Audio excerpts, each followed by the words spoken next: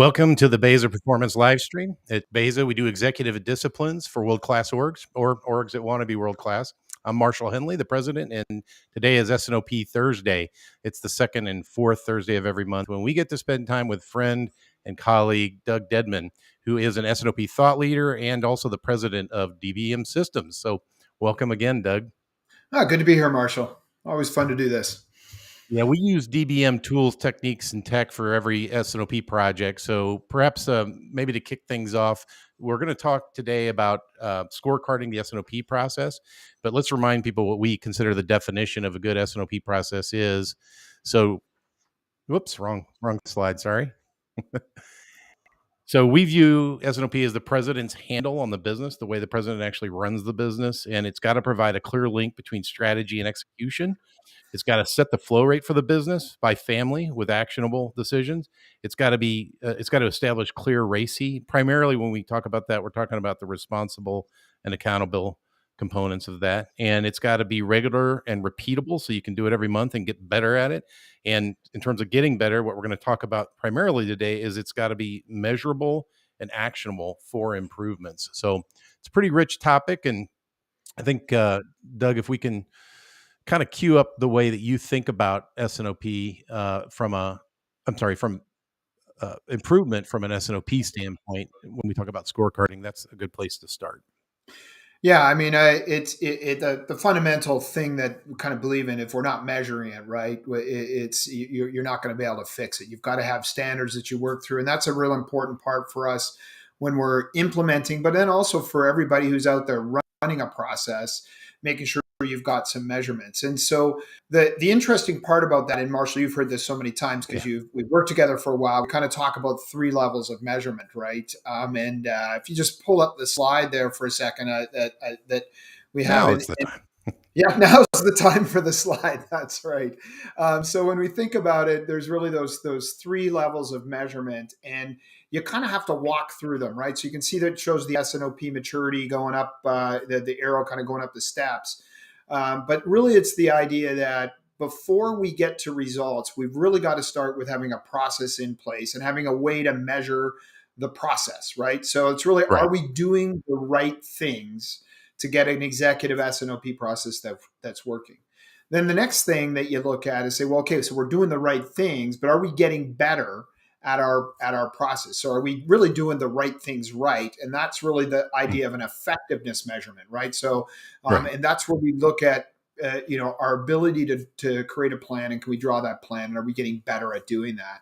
And then really the thing that we all want to start at when we start with the process is the results, right? Well, okay, so this is these are the things that come out of the process, whether those are hard benefits or soft benefits. But just like anything, you don't get there unless you do the first parts of those. You don't get to the results until you do the first part. Mm-hmm. So this is, I think, a great place to start from a discussion of what would the benefits be, that we're looking for from a result standpoint, and then, who would be benefited. So I'm going to pull this back down real quick. So when we talk about results, often we're talking about KPIs, inventory values, customer experience, lead time reductions, even, client retention, that kind of stuff. But what we've found and what you've said, I think, is that we can get to those faster if we focus on process and then effectiveness of the process first. So let's back it down to effectiveness and maybe help people understand what we mean when we talk about measuring that. Yeah, no, because and it's not, and just to make sure everybody's kind of clear, it's not like you don't start seeing process results, until you get the other ones in place. But you really need to measure all of them, right? Because you are going to get some results immediately, right. And so I don't want to scare everybody when we're talking about that. Say, hey, well, by the way, it's going to be like a 12-month journey before you see any results. The 5-section sheet that we'll show is it's all KPIs, right? It's all about the KPIs side of it. But so if we think about the effectiveness side of things, we're really wanted to be able to break that down to think. And if you think back to people are going through, hey, I got to go through demand planning improvements. I want to improve my forecast accuracy. I Hmm. want to improve, those are the kind of things we're thinking about. How is the process making you more effective at actually generating a demand plan and actually generating a supply plan and working through those plans. So that's a really, Executing. really, yeah, and executing those plans. And that's a really important part. So if you pull up the screen you see now is actually a picture of an actual 5-section sheet. So for Yeah. those that have been following any of our discussions or seen anything that we think about from a DBM perspective, this is really the standard way that we look at a family presentation. And it really has. I always say this. My kids always say, like, once you're a dad and you have dad jokes, you got to use the same dad jokes all the time. So we call it the 5-section sheet because it literally has 5 sections. But there are 5 pretty important sections. And so when we look at that, the top left graph that you see there, the one that's up here, is really our bookings. And that is the inflow of the orders. And this will be what did we actually put in for our bookings plan, and what did we actually book. We've got our shipment plan, which is really down here, and that's the shipments going out. And that shipment plan is a result both of the bookings as well as the supply plan. And if you look at that shipment plan, it's really made up of a couple things. One is these pink bars, which is really our backlog. And then what our shipping plan is, which is the green line going forward. And then on top of that, we've got next we have our supply plan, which really is our production plan. And then we've got the backlog, which is the difference between bookings and shipments. And then we have an inventory plan. And so this plan is far from perfect as we look at this. It's a company that's really working at how do I Hmm. manage with a significant amount of backlog, and we've got to constrain that. And they have a very standard problem as well, which is what I call the front end loaded master schedule, Yeah. where what they've done is they've loaded up their ERP system with all the production orders that they need to create to build to their backlog, and then going out a little bit further. And now they're dealing with the situation of, yeah, but I can't actually make all of that stuff. So I now am working to a constrained level. And that's a lot of the work that we're going on with them. But so I didn't want to focus on that Yeah. but I want to focus on the effectiveness piece. So if you give me a second, I'm just going to highlight this and I'm going to Yeah. zoom into this area to kind of give you an idea when I'm talking about effectiveness. So one of the fundamental things we always think about is that most of S&OP's got to be looking forward, but there's always got to be an element of accountability back to what's just happened in the previous Yeah. month. And so if you look at this one, we've got all 3 plans, supply, shipments, and bookings are within the tolerance. And this is actually in our example is the first month where that's happened. Yeah. And so that effectiveness is the ability to measure over time, how are we doing on the plans, and are we getting those within tolerance?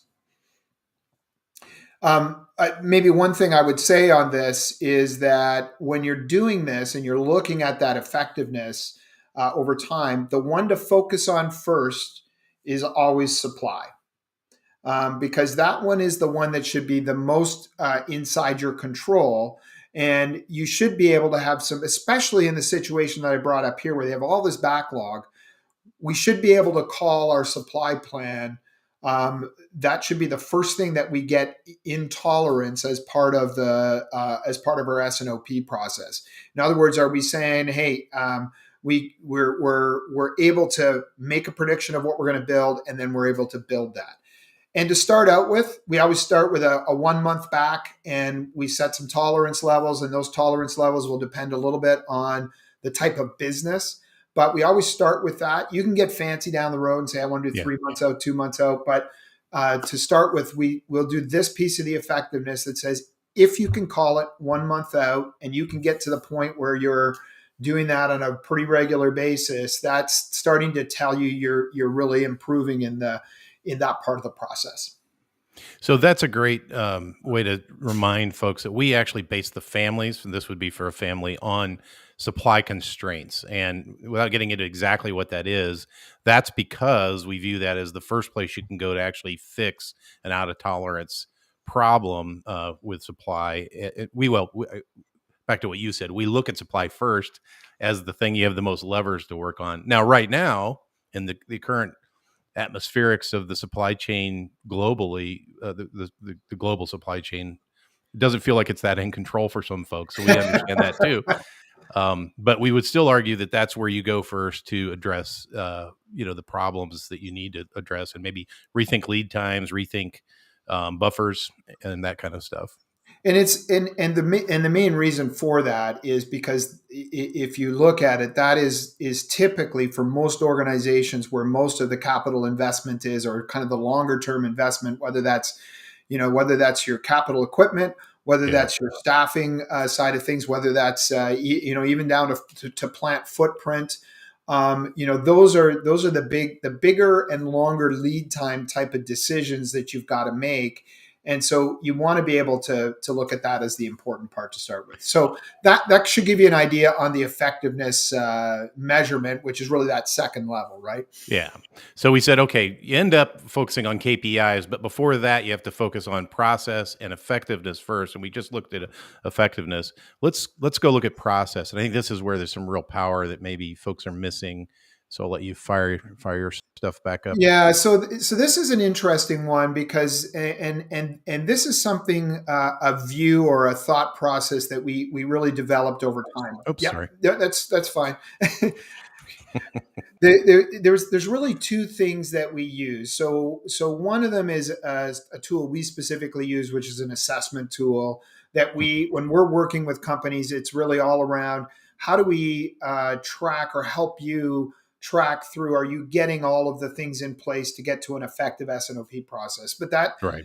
But then there's some things that you can actually do yourself, that you could really start with your current process as a way to think about, well, how can I measure the engagement of the organization, or really the kind of cultural change that is happening in the organization around the S&OP process. So if I go back to the slide you had brought up at the very beginning, Marshall, where you said, and we think of this as it's truly, it's the president's handle on the business. I'm really doing the Mm-hmm. strategy, decisions, action, discipline, and improve. All of those things are about, it's a management process. It's a discipline. It's a management process. And so it usually takes a cultural change to get this to really be part of the organization. And Right. so experientially over time, we looked at it and said, well, there's really three sort of elements that come into when we're thinking about that. So maybe if you can pull that up on full screen on my other one, I'll maybe walk through this That's good. just to show that. So the three things that we look at is participation, data, and schedule. Right. So participation, if you think about it, and you can kind of read across here, we use a simple 1, 2, or 3 score on it. That way, it's trying to keep it as simple as possible. But we Sure. say, okay, do I have the right participants in the room? And that's in all the meetings that we go through the meeting structure. The second thing is, do we have the right data? And this is all about connecting the S&OP process to what your ERP or all of your planning tools and things are. So do we have the right data, and are we pulling it to the right level of granularity? And do we have it available for to support the process? And if At you the look meeting at where it's needed, at least. right at the meeting where it's needed, and if you look, I'm a big advocate of saying you actually need to have you need to come to the meetings prepared. You Yeah. need to come. You've got to do your homework ahead of time, because there's nothing more frustrating than sitting in the meeting as an executive and everybody's just trying to absorb data. Right? It's just being put in front of them for the first time, and it's one of the things that we really kind of preach and coach for people is, you want to get the data 24 hours in advance, and you want the people to really come prepared, and that actually includes your president. You really want them to come to the meeting prepared, have that, and the presidents that we've worked with, where we were trying to instill that discipline within the organization, they love it Yeah. because they look really good when they come in, and, they've spent some time, and they know the story where they come in, and we sort of teach them to be really facile with the data. So that's an important one. And then the other one is the schedule. The schedule, to me, that's all about, when you think of a regular, repeatable process, it's like, what are the things that you don't miss on a monthly basis or on a yearly basis? I certainly don't miss my anniversary, my wife's birthday. Those ones are ingrained. They're in the calendar. They always happen. I'm ready for them, right? This is on the monthly basis, kind of saying, hey, do we have this in there that this meeting schedule happens, and it's scheduled out far enough that it's going to happen for everyone, and you got the right participants. Can we zoom out and show what our meeting structure is too? I think it's Yeah, important for people to know that we apply these simple values to or this 9-cell matrix to every one of 4 meetings, and that's how we look at improvement. So there's a yeah. monthly opportunity to improve all of these. Yeah, here we go. If we look at it, this is, and we've gotten fancy over time, and when we work with people, we give them this tool as a way to do it. But I mean, someone can develop this just using those metrics as a starting point. But the idea here is that we're scoring each of the meetings. So we follow the very standard, 4-step process. It says, hey, we've got a pre-S&OP demand meeting, we have a pre-S&OP supply meeting, an actual pre-S&OP meeting, and an executive S&OP meeting. And then we score each one of those elements on there. And then the aggregate score for that meeting, we're pretty tough. The Yeah, aggregate score we give you is the lowest of the 3. it's a So barrel stave. what's that? Lowest barrel stave is the highest amount of water you can put in the barrel. Yes, there you go. And the point of this is not to beat up people for coming into this. It's really about the organization being honest about where you're at. So we're not measuring to penalize. We're measuring to identify where that improvement goes. And so, but what this means is behind this, I kind of have to do some definition about who needs to be involved, what is the meeting schedule, and all of those things. And so what we've done over time is worked out a little bit of stuff where we kind of simply say, first of all, document your S&OP cycle.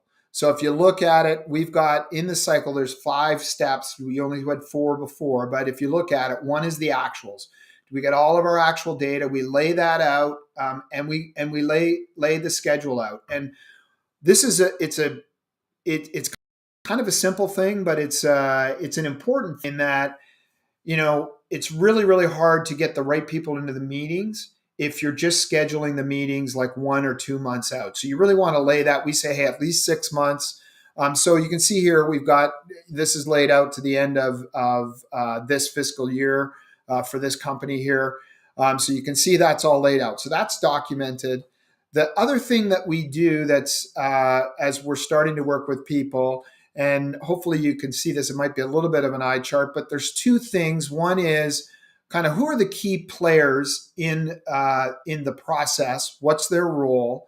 We really define, well, who should be in the meetings. And in the meetings, we just use a simple, it's not a straight ratio on this, but we say we've got somebody accountable who owns the meeting. We have a delegate. So that's almost like, if the A can't be there, the delegate's got that next part of the role.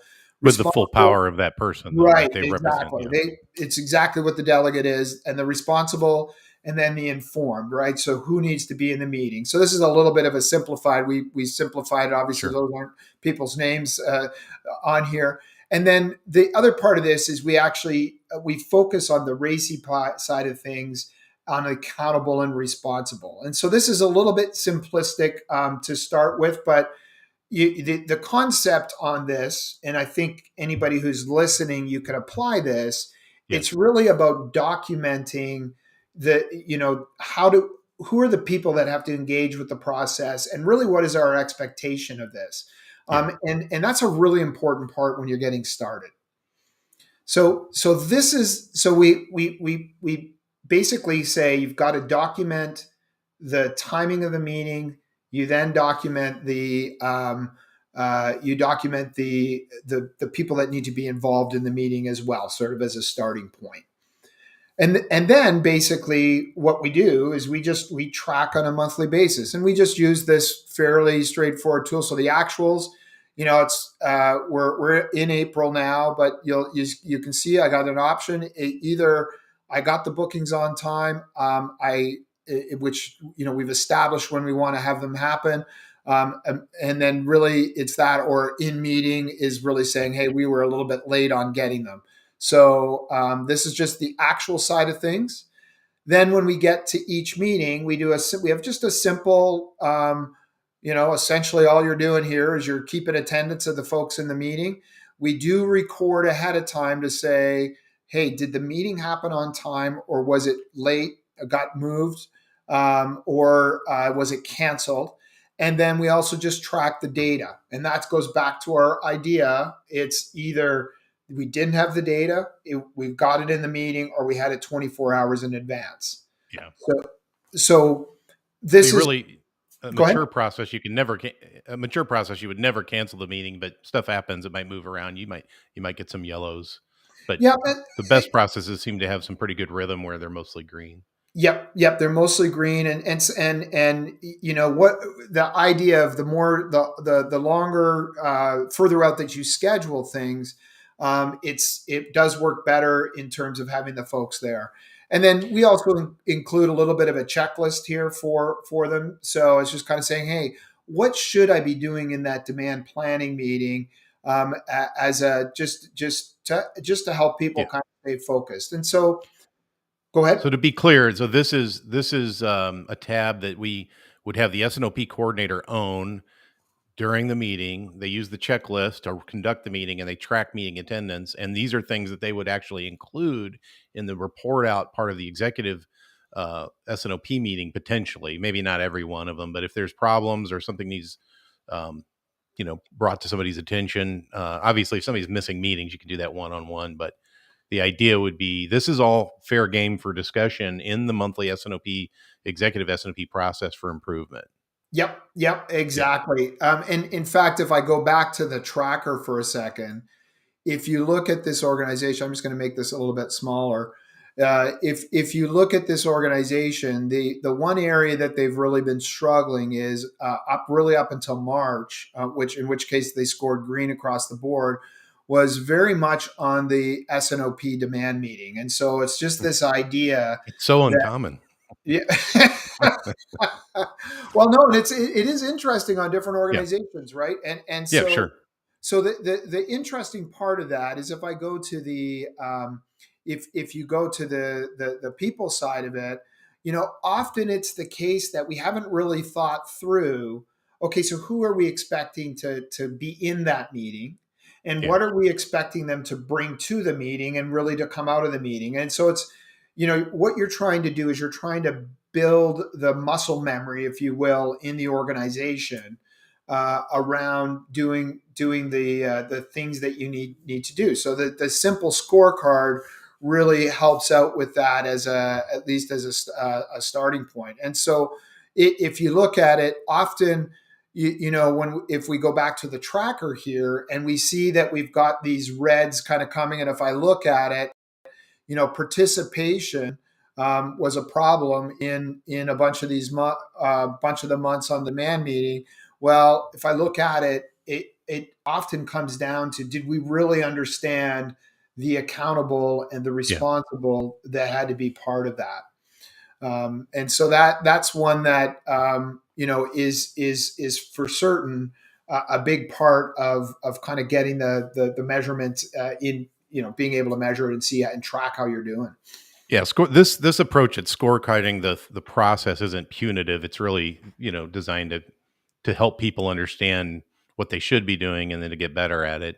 Let's give them a peek at supply and the pre-exec and the executive S&OP. Absolutely. So if you look at supply, and really the accountability for the supply sits with the VP of operations in this case. Sure. The delegate that they've put on there is the master scheduler. We've got this person is the supply chain VP of supply chain. And so, yeah, you can see how they've been tracking over time. Data was, and like in every process that we've ever worked on, data when we get started is one of the big challenges, right? Because you're figuring out and looking at this, back to your point about how do we view S&OP at this constraint-based level. While we're having to pull data out and aggregate it and look at that constraints, but then also looking at it by demand streams, and that takes some time. It takes some time to figure that out, and so often it's a little bit messy to get started, and so that's not unusual that we struggle with data early in the process, and then yeah, so you can just see over time how we've been tracking on that. And like I said, there's just a simple supply planning checklist. And as you noticed, going back to our effectiveness measurements, the first thing that's always up on that meeting is what happened last month. And we have some root cause or reasons if it's out of tolerance, because we're looking at how do we keep improving the process, which really, if I go to those first points you brought up, is the last thing that we had on those points, which is the process has always got to be improving. And part of that is it takes that root cause to do it. So that's kind of the supply plan. I can, if I go to the pre-exec, really the similar thing. We have some meeting notes on that, just as to making sure that we're really trying to reconcile in this one. You can see one of the challenges here was everybody's coming into the meeting for a good part of this where they were just getting the data in the meeting. It goes back to my point earlier. It's that meetings are way more effective if people are prepared coming in. And the number of times where you sort of feel like everybody's sitting like a deer, in the headlights in the meeting, because it's just like, oh, what are we going to talk about? It's much better if people are thinking through that. The really good S&OP coordinators I've worked with, they actually will call out a couple of the points ahead of time, and they get a nice little summary. These are the things we've got to really address in this meeting to make those meetings effective. That's great. I mean, I would even add to that little side note, because the S&OP process is the president's handle on the business, the really good S&OP coordinators are empowered to come as in the name of the president, right? Like, I'm coming in the name of the president to get the demand stream data for our supply plan so we can have it ready the day before the meeting, No, and that's interesting because, I mean, you probably, every time we get working with somebody, they say, well, what part of the organization should the sales and operations planning coordinator come from? Should it be from sales? Should it be from operations? And I give this the typical consultant answer, which is, well, it depends. But it does. There's some pieces on that. But your point that you just made is, it's got to be someone who has the trust of the senior executive, who regardless of where they report into the organization, can go to that senior executive and really talk through some of the process improvements that have got to happen. And really that means after exactly. And even after the executive S&OP meeting, being the person that can go into that executive's office and go through, okay, like, what do we got to improve next time? What worked well? What didn't work well? Because if you don't have that, then what's going to happen is that coordinator is going to be guessing as to what does the executive want. And in fact, I was just in a meeting this morning where they were in the pre-exec meeting, and one of the comments was, well, the president doesn't like that slide, so maybe we don't want to put it in there. And that's usually a red flag for someone who's an S&OP coordinator, because we don't want to be hiding stuff. Right. If the story's not good, I mean, there's the element of, is the story relevant to the S&OP? Yeah, it wasn't the color of the slide they didn't like. It was exactly. That's it, or the ones that are uncomfortable. Yeah. And so that's part of that piece. So it's pretty important, because if you look at it, and it comes up, I'll come back to if I go to the RACI for a minute here. If you look at it, the senior executive is really accountable for the effectiveness of the S&OP process. They're accountable for the approval of the final plan. Right. They're accountable for the buffer targets. That's a whole nother topic. We won't get into that. Right. And they're really accountable for holding their team accountable, right? So Right. holding everybody accountable. But if you look at it underneath that, this S&OP coordinator holds the corresponding responsibilities for each of those things. Yeah. So that means that that's got to be a pretty good relationship, regardless of where that person reports in the organization. You'll probably remember this conversation pretty well. It was a tough one, but we were working with an organization that the president was. I mean, we were finally getting to understand this. It was clicking finally, and I think he asked me, "Do you mean I'm supposed to run this company with the unit plan from the S&OP process?" And I was like, "Yeah, that's exactly what we've been talking about for 3 months." Like, Yeah. that's what you're gonna be doing, and you will have to decide that that is the right plan. It may be that you don't change one thing in the S&OP plan for a family, but you have to approve it, Yeah. which is the same thing as you changing it and then approving it. Don't change it and approve it. Do change it and approve it. Doesn't matter.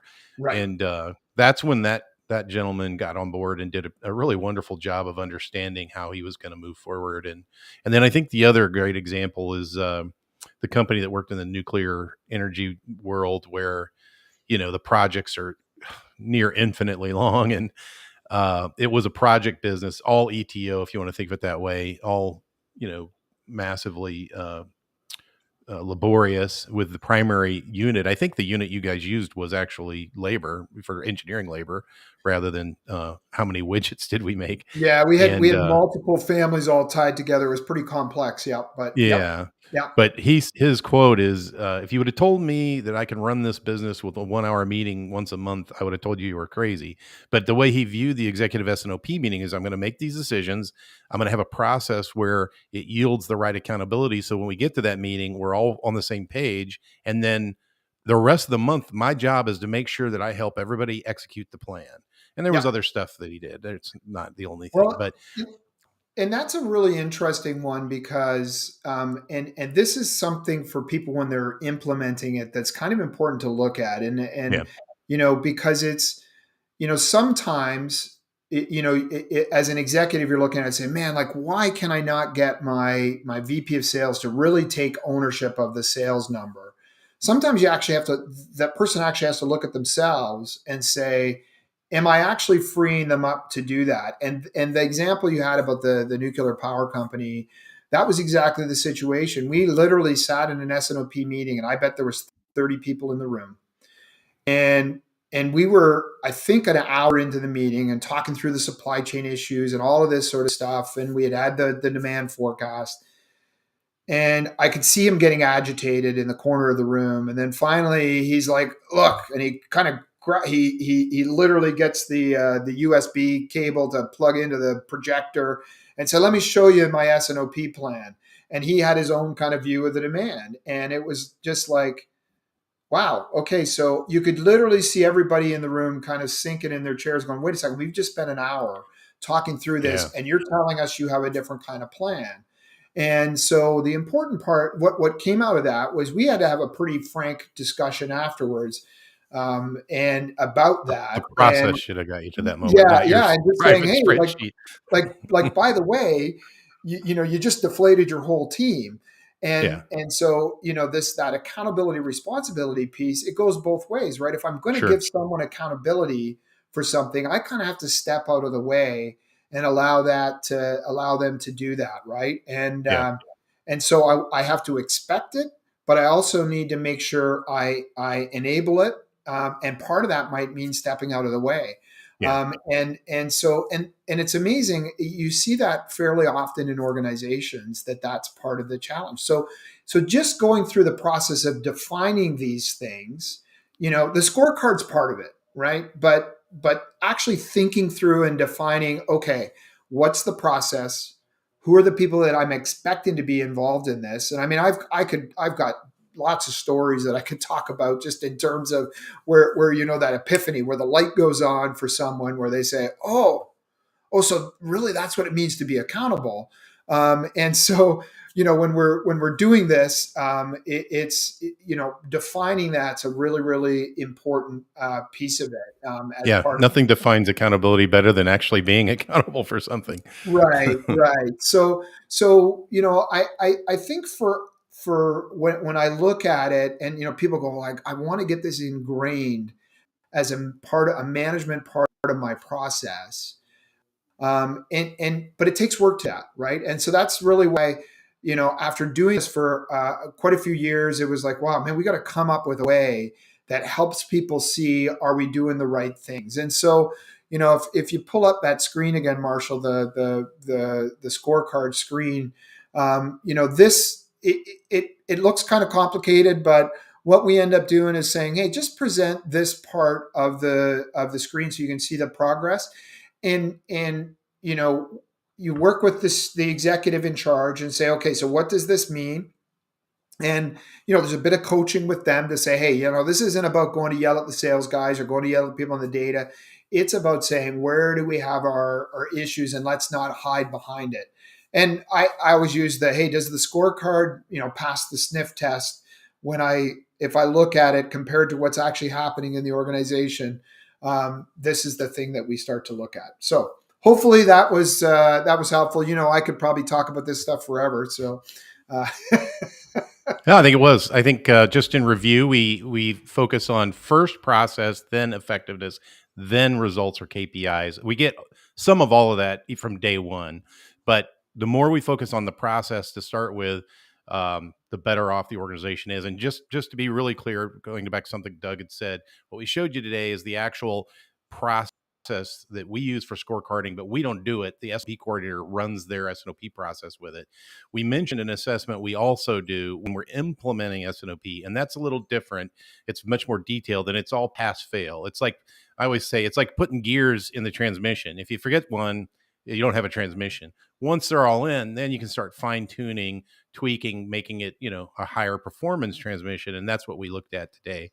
So the next S&OP Thursday is going to be about, wrong slide again, about demand planning. And we're going to talk about S&OP vis-a-vis demand planning. They're not the same thing, folks. We have a little picture here. See, demand planning is down here. S&OP is over here. Master scheduling isn't the same thing as S&OP either. And we'll get into those distinctions, but that's coming up 2 weeks from today on the, what was that, the 28th, 3 p.m. Eastern U.S. time. I keep showing the wrong pictures. And I want to thank you again, Doug, for spending some time today with S&OP Thursday.